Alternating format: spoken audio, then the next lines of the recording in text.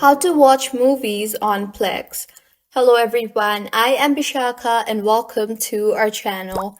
I will take you through the step-by-step process on how to watch movies on Plex. Now, let's get right into the tutorial. Firstly, go ahead and open the Plex application on your device.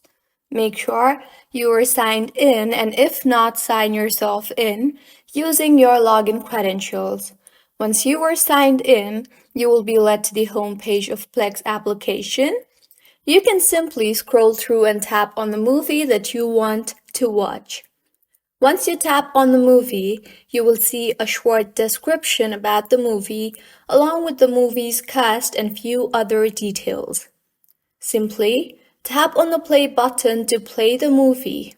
You can also tap on the search bar and search for the movie that you would like to watch, and further tap on the play button to watch the movie further.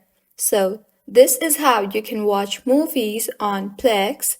If you find this tutorial helpful, please like the video and do subscribe to our channel for more contents like this. Thank you for staying with us until the end. See you on the next one.